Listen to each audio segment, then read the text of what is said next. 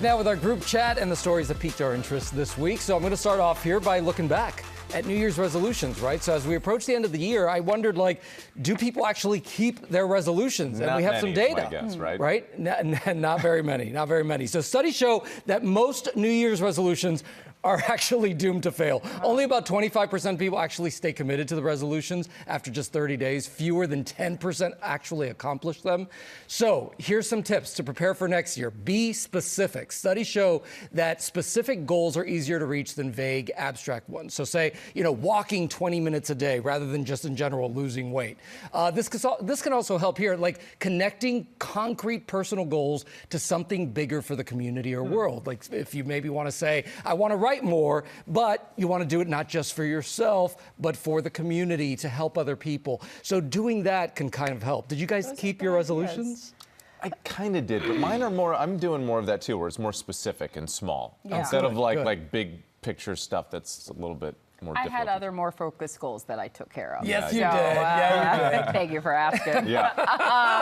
Okay, so here's mine. I have been fascinated by the conversation surrounding what's being called brain rot. We were just talking about it in the commercial break, guys.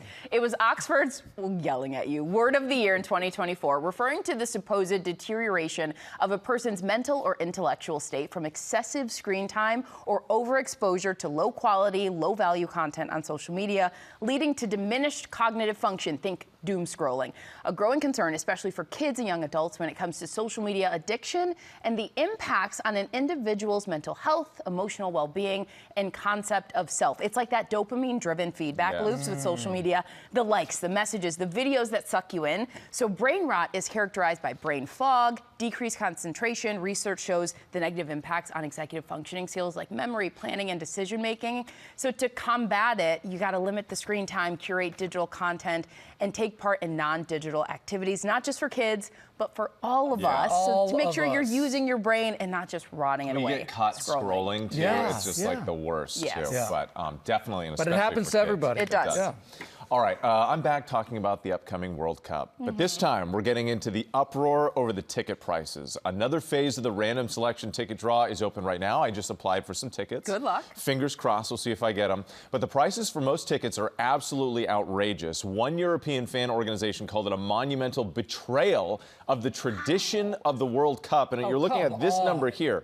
Ticketdata.com shows the current get-in price for tickets to the World Cup final is over $9,100. That is single ticket? For one ticket. That's insane. I've looked around. You can try to get into the draw again. It's a little bit less, but it's still thousands of dollars if you're lucky, if you're able to get it. So now FIFA is responding to all the criticism here. They're making $60 tickets available to each game, but it's only about $400 to $750 per team going to the national federations whose teams are playing. So this is how this works. Those federations will decide who gets those $60 tickets. So for example, if you're a fan of Team USA, you have to join the Insiders program as part of Team USA and be a loyal fan, and then you enter another lottery to potentially get those tickets. No, because I wasn't able to get into that. And still only 400 to 750 tickets per team? For the $60 ones, yeah. Wow. So everybody else is going to pay hundreds and hundreds of dollars and thousands.